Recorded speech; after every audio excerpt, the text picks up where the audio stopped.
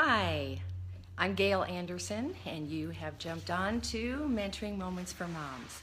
Glad to have you here today. I'm right now kind of in a little series on the top 10 things I would do again as a mom. So if you've missed the first 6, good morning. If you've missed the first 6, you can find those scopes on YouTube. The link for that is in my profile here on Periscope, and you can catch up on all the things we've been talking about. So I will review. Hi, Crystal. Great to see you this morning. Nice to actually meet you yesterday. It's nice that I have some people here in Tulsa who are actually jumping onto these scopes.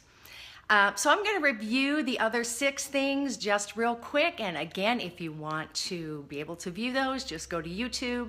And my link is right there in the profile on Periscope. So top 10 things I would do again as a mom. Number 1 was to be present for my children. Number 2 is to speak encouraging words to and over my children.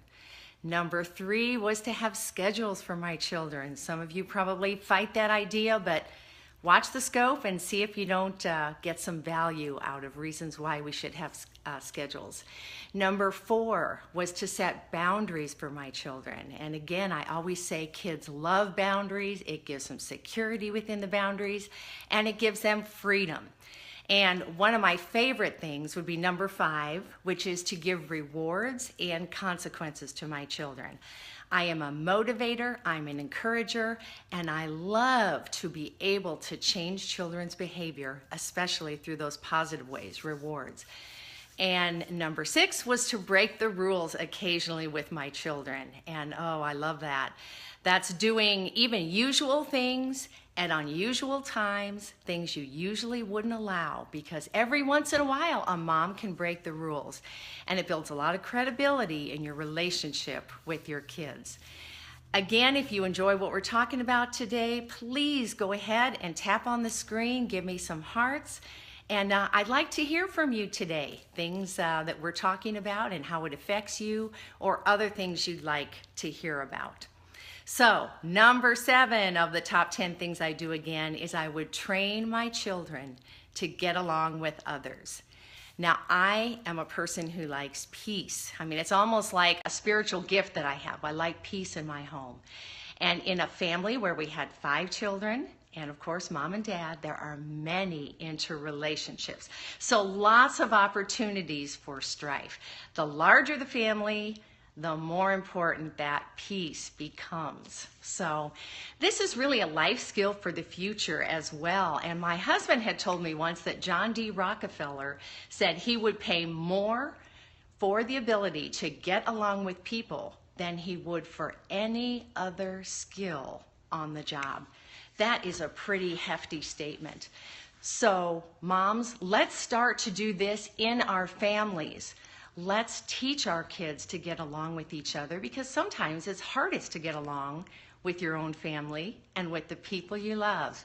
Hey, thank you. Glad you're on live today too. And if you're watching the replay, good for you. You can't always catch when I'm on. You never know when I'm going to be on. So I'm glad that you're going to YouTube or on Periscope and watching the replay. That's great. So, getting along with other people is a general skill. Now, last week, I actually wrote a blog on our website, which is kirbyanderson.com, and it was about what I call fighting for the bottom. The enemy loves to use discord to break down families and relationships. Amen. You are very correct. So learning to get along is a great skill. Now, years ago, I heard the term, I think I picked it up from Zig Ziglar. I am not positive, but the term fighting for the bottom. So that sounds crazy, but all it means is thinking of myself last and thinking of others first. So that one phrase helped me to key my kids in when they weren't really considering somebody else. We had a great situation with our grandkids and some friends where they had cookies, mom was giving them out, and one of the cookies was broken. And she thought, oh my gosh, how am I going to get them to actually be able to have somebody take the broken cookie? Well, she immediately said, okay, who wants to fight for the bottom? Every single child raised their hand.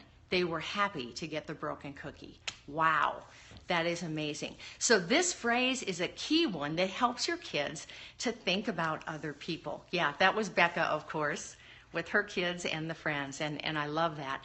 I also, when I babysit for the grandkids, like to give them little jars and take out pennies and just give them a few pennies or nickels every time they fight for the bottom. So we would actually have one of those little mason jars with their name on it. It would say fight for the bottom.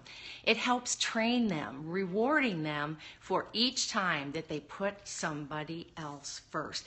This is not a normal thing. Kids grow up self-centered. They think only of me. They want the biggest piece. They want the best one. They want to be first in line. So we've got to start teaching them at some point to think about other people.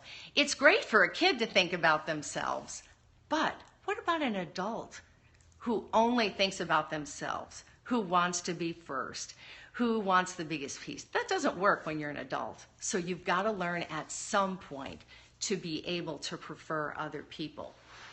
Proverbs 13:10 says, only by pride comes contention. Pride basically is thinking of yourself. So if you break down that verse, it's talking about any arguing, any strife really happens because we're thinking about ourselves. And that is not good. So that happens in a marriage, that happens in a family. And so we want to be able to train our kids from a young age and actually show them this by how we treat our spouse, to fight for the bottom, to think of myself last, and to prefer other people. Now, another way that I've thought about this is thinking about who's coming after me. And I don't really think I was trained to do this that much, so when I got a hold of this concept, I decided I needed to teach my own kids. So who's coming after me has to do with, let's say you're at church and your kids are running. Okay, they're not thinking about somebody else. They're actually maybe running and could easily knock somebody over, a little child, an older person, so that's not good. Who's coming after me when I'm at the park and I decide to pick up flowers that are beautiful in that garden? Well, the people coming after me are not going to be able to look at these pretty flowers if I pick them. One situation that stands out to me is we did not stay in hotels much when I was young. So I never really thought about it. We went to a hotel, we would leave it messy, we would leave our trash, we wouldn't make the bed when we were leaving because we paid for somebody to come in and clean up this room. But you know what? We don't have to do that. We can be at a hotel and actually put our towels in a pile. We can make sure all of our trash gets in a trash can. We can actually throw the sheets up and the blanket on the bed before we leave. Who'd have thought? But you know what? Wouldn't you like to be the maid who walks into that room and thinks, wow, I wish every room that I had to clean today was like this? That says something about you when you think about the people who are coming after you. I had a situation with my boys once when they were young. We were at a video store renting videos back in the day, of course. And one of them had taken letters, little plastic letters, off of a sign that was by the checkout. Now, I didn't know he had done that. We figured it out when we got home, and he had these little letters.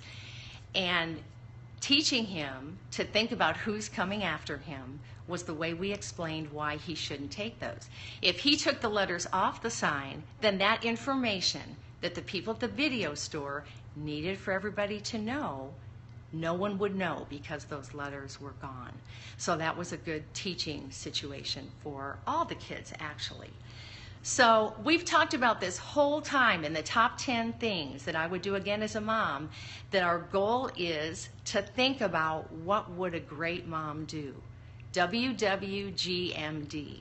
So in this situation, what would a great mom do? She would teach her kids to think about other people. It is a great skill to teach them, especially in a family where there's lots of people. Excellent, you put that on your fridge. WWGMD on your mirror in the bathroom to remind you. Tattooed on your arm to remind you. A sign on your fridge to remind you. It's great because when you're making decisions that a great mom would make, then you, step by step, are going to be that great mom. And that's all of our goals, right? We don't want to just survive motherhood. We want to thrive. We want it to be good. We want our children to have great memories of their time in the family, and we want to have fun. So I also want to remind you today something new. This week, some friends and I are going to be scoping about building daily routines to build your family's immunity.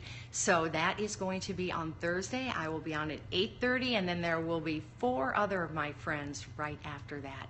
Yes, we do want to thrive as a mom. So today, moms, think about what would a great mom do. Have fun with your kids and just enjoy this adventure of motherhood. Thank you all, and I'll see you soon.